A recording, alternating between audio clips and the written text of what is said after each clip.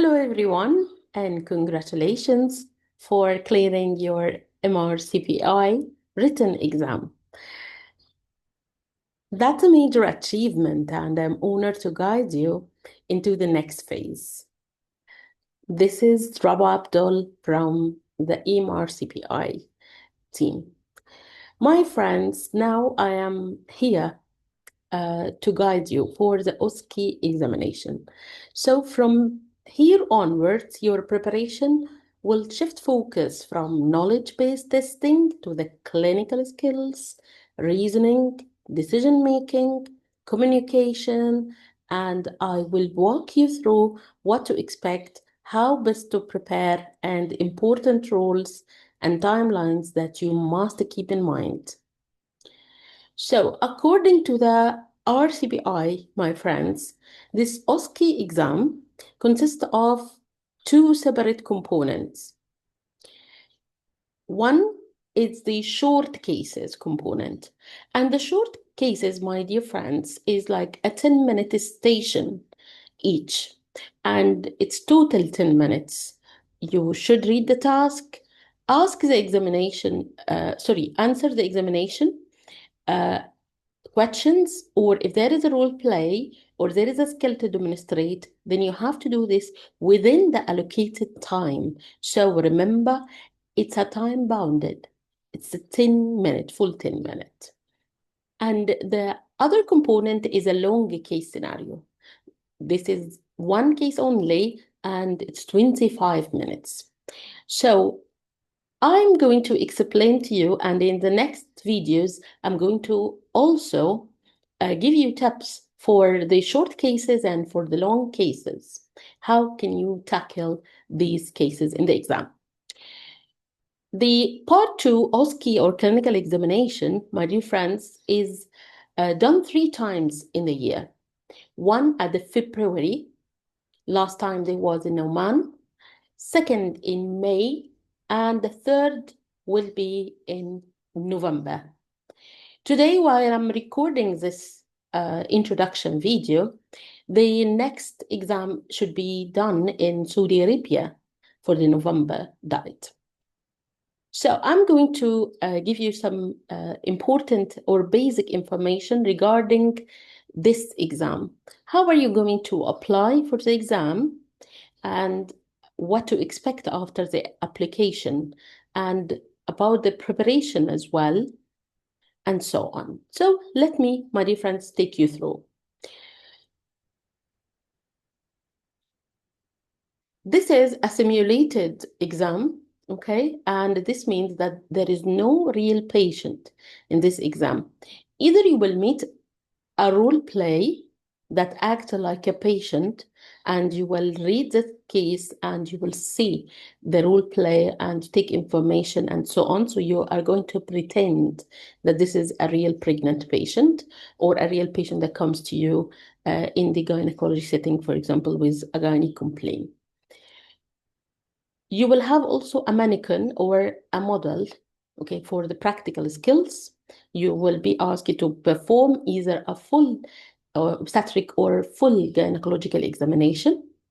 So you are going to perform that on a mannequin, okay? So this is like the explanation of the nature of this exam and why there is no real patient in this exam. That's simply because the exam is held inside Ireland in Dublin or outside in other countries like UAE, in Abu Dhabi, or in Oman, or in Saudi Arabia. And each country, they have their own regulations. So of course, for international candidates, they cannot actually perform an examination on a real patient, okay? Also to maintain the privacy of the patient, and in the same time, because of the regulation of each medical council in each country. So to apply for this exam, of course, you have to pass the part 2 written. How many attempts are allowed? So like any other part of the MRCPI exam, it's total 6 attempts. So for the OSCE, you are allowed total 6 attempts. This is maximum, okay? And this must be within 3 years from passing your part 2 written. So be careful, my friends, because this time frame is your maximum, okay? Or otherwise you would need to repeat the written again, okay? So the time frame, my friend, this 3 years, it will be counted from the day, right? You had the passing your written exam. So let's say, for example, you are busy this year, so you decided that you're not going to apply this year, I'm going to apply next. Okay? So 1 year is already finished from your window, okay? The allowed time. So you have left with 2 years. So do you think that when I apply for the exam, I will immediately get a seat? No, unfortunately, this is not the case. Because this exam is every time oversubscribed. What is the meaning of that? That's mean that the number of slots available for the exam usually are limited. And the number of the candidates applying for the exam are more than the available slots. So that's mean that the college has to choose the priority. How they will consider the priority? It's not a first come, first served priority, like, for example, the RCUG exams. No, this is they will announce on the RCPI website, they will announce the application window. So let's say application window starts on 15th of August. It will end at 20 of September. So that's mean this is only the time for everyone will they apply the application of interest in the exam. This is called what? Application of interest. So if you are interested to apply for a particular exam, you will fill first application of interest. And this application of interest on the CPI website with your college number and with your own details and its specific application, you will receive an email with confirming your application of interest. And you will have an application number. And this application number is for you when you want to inquire further, okay? Then after that, after the closing window, maybe after this 1 week or 2 weeks, what will happen? The college start to contact you. So when they contact you regarding the application, whether it's verified and accepted or not, this means that you have to pay money, okay, to confirm your seat. And the money for the Ireland exam, if you want to sit the exam in Dublin, this will be 880 euro. But if you are applying outside, I think this is like 1460 or 1440, something like that. I'm not really sure of that amount. So means that it's more expensive. And this is why, because the cost of the, travel, the examiners traveling and for the sitting and the college supervisor to attend the exam. So this will be paid by the candidates. Of course, my friends, the college have no responsibility for the visa application. This should be arranged by yourself, and they are not going to provide refund of the money if you are not able or not successful to get your visa application where you applied for the exam. So let's say you applied for exam in Ireland, okay? You have to check the visa requirement and you have to do it on your own responsibility. It's not the college responsibility. So then, my friends, what if you're not accepted or there is no place for you in this time? This will be for the next time, okay? And so on. So some people, they have tried once or twice to apply for the exam and they didn't get their seat yet. So that's a little bit of a challenge, I understand. Why? Because I know my friends that many of you, they are thinking of, I will take it serious, okay, in the preparation when I only pay the money or the uncertainty regarding, I know you have families, you have works, you have commitments. And it's not easy actually that you stay like with uncertain whether you got accepted or not, like till 4 to 5 weeks before the exam. But this is how it works, and this is, you need to understand, and that I'm telling you, so you arrange yourself from now. You have to keep yourself in the study, okay, mood. You have to apply and practice what you have studied every day as well. You have to keep yourself updated and ready whenever they accept you for the exam, then you are ready to go. 1 month only will be more than enough for revision. Okay, but don't wait till you get accepted and then study. This will be very dangerous. And as you can see, it's also very tricky to get an exam seat. So if I decided to do that, I will go for the exam, then I should make sure I am prepared, well prepared. Otherwise, no, don't do this. Don't go to the exam unless you are prepared. So, my friends, what if somebody, as we explained, have some family issues or things and postpone the exam for 1 or 2 years, and then applied once and not accepted, twice not accepted? That means now reaching the critical, right, window of the 3 years is now coming to end. Oh my God. So what they will do? The college here will give you priority. Okay, so they give priority for first their own trainees, okay, in Ireland.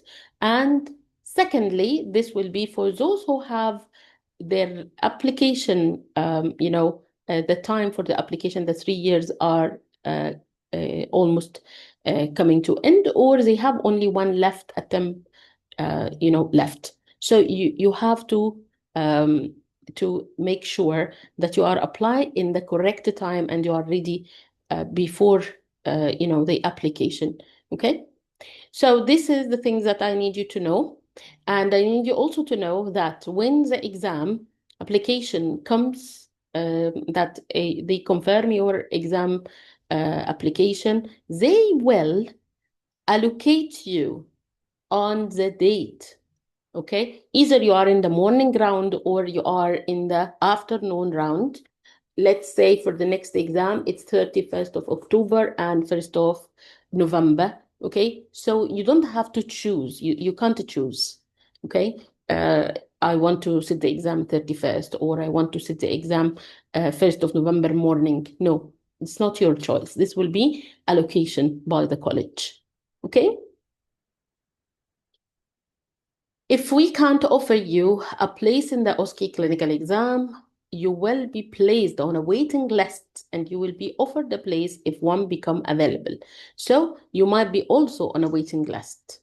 Okay, so they may first send like an apology, and then if somebody from those who have been chosen apologize for the exam or did not complete the registration, they will return back to the waiting list, and they are going to ask the people from the waiting list to apply for the exam if they are interested. So check your emails and make sure that you are updated, okay?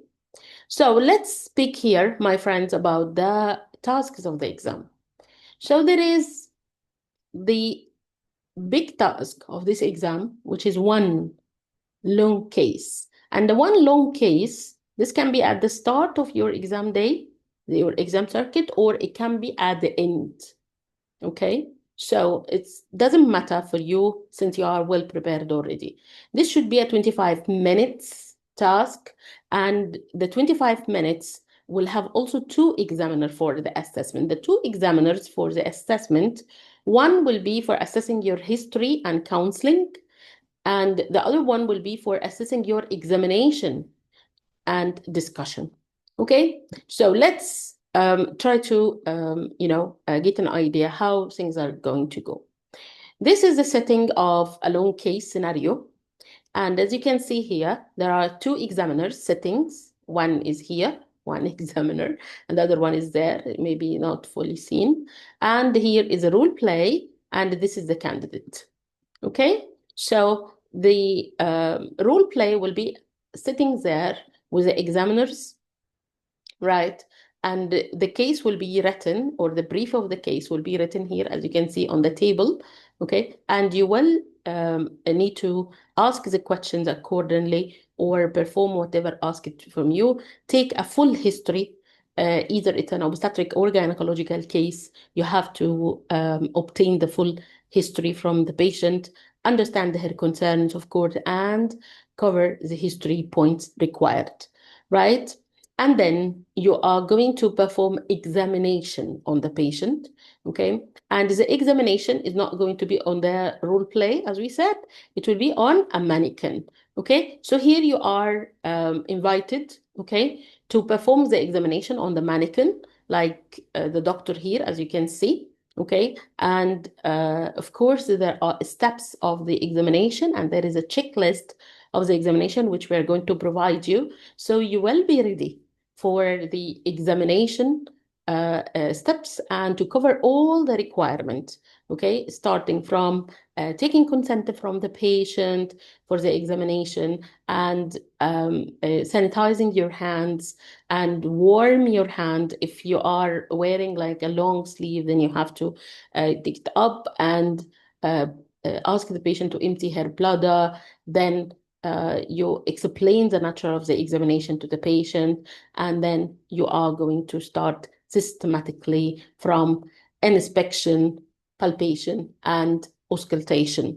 Okay, so this will be where you have this list of the examination, and you have to fulfill the full mark of the examination based on a proper examination.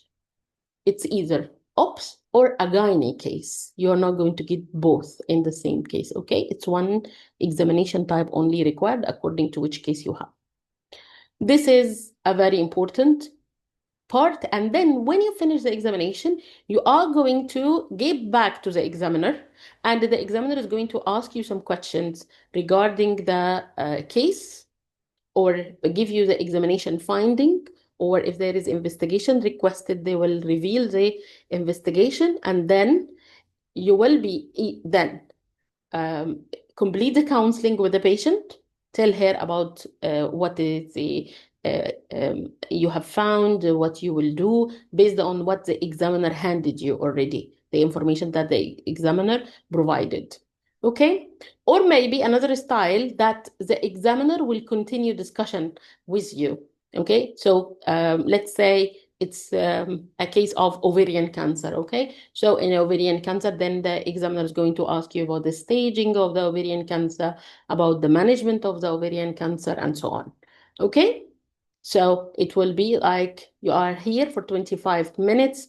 You will be assisted fully for the clinical skills, for the obstetric and gynecology, history taking, practical examination, interpretation of investigations, and also your ability to counsel the patient regarding the management of her condition. This is the long case. Now we come to the short cases. How many short cases you have in the exam? You have 7 cases, 7 in 10 minutes, and you will have one rest station, and this is a short break, right?